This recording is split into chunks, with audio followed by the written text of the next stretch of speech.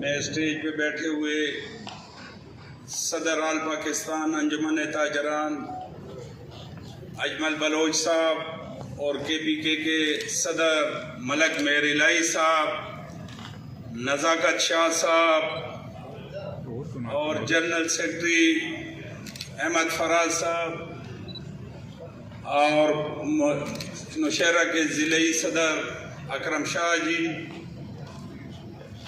اور غضنفر صاحب اور میرے تمام ضلعوں سے آئے ہوئے معزز ڈیلر حضرات، السلام علیکم۔ باتیں تو بہت سی ہو گئی ہیں اور کافی چیزیں ہم نے اپنے دوستوں کو پہنچا چکے ہیں۔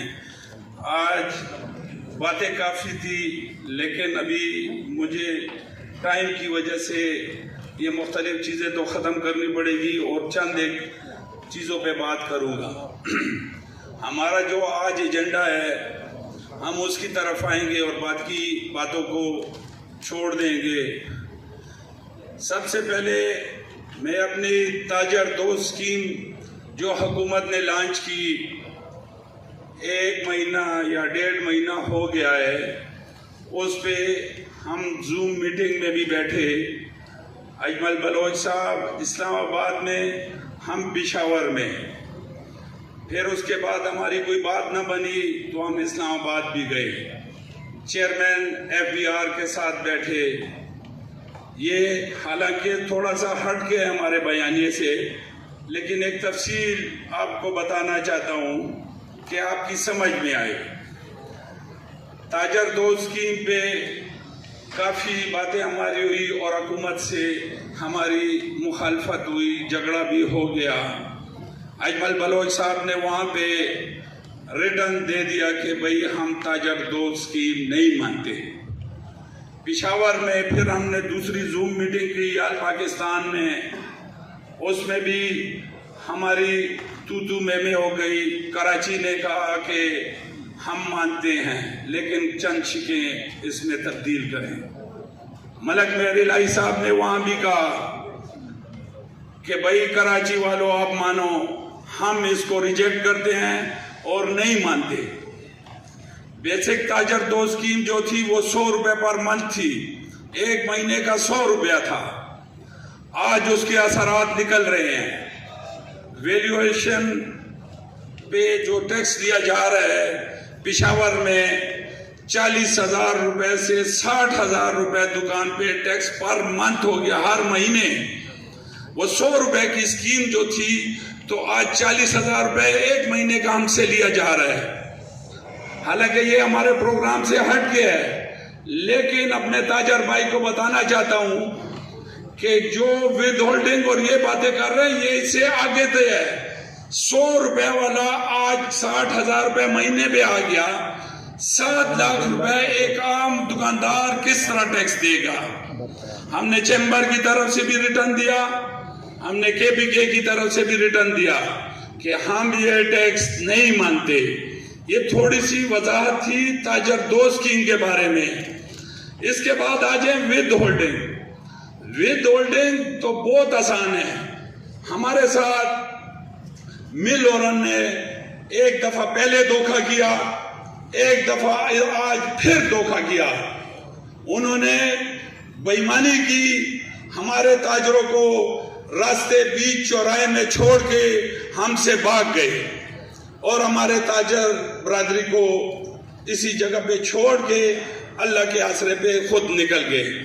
پرسوں میں نے منسٹر صاحب کا ایک بیان سنا، اس نے کہا کہ ہم نے مل اونر کو نہیں چھوڑا، انہوں نے مل والوں سے بھی دھوکہ کیا۔ جو باتیں انہوں نے کی وہ مانی نہیں، بے ایمانی کی۔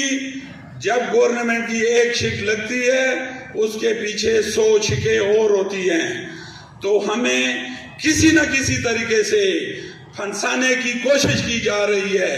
یہ صرف ایک نام ہوتا ہے کہ ود ہولڈنگ کی جو بعد میں خصوصیات نکلیں گی تو ہم لوگ اس کو برداشت نہیں کر سکیں گے۔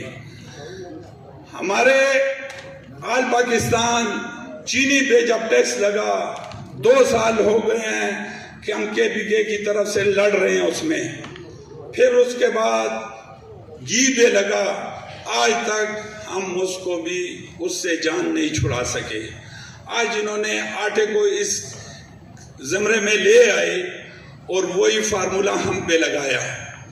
میں نے اپنے دوستوں کو کہا کہ 415 آئٹم ہیں، ہو سکتا ہے کم و بیش ہوں. اس کے بعد ان لوگوں کا بھی نمبر ہے. آج تیسرے نمبر پہ ہم آ گئے.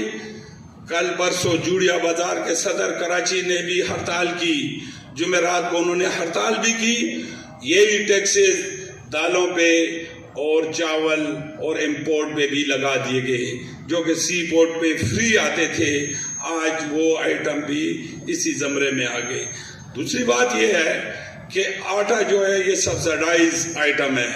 اس میں گورنمنٹ آپ کو ریلیف دیتی ہے، پبلک کو ریلیف دیتی ہے. یہ واحد گورنمنٹ ہے جو کہ IMF کی غلام ہے، اور اس غلامی کا جو بوجھ ہے وہ ہم پہ ڈال رہے ہیں. جو عیاشیاں آپ نے کی ہیں ہم نے نہیں کی. 75 سال سے یہ عوام اپنی جیبیں کاٹ کے آپ کو کھلاتی رہی ہے. آج آپ نے وہ سارا بوجھ لا کے پھر سے ایک دفعہ عوام پہ ڈال دیا. آپ جو پروٹوکولز 50 گاڑیوں میں پھرتے ہیں، آپ اس کو ختم کریں. 2 گاڑیوں میں پھریں.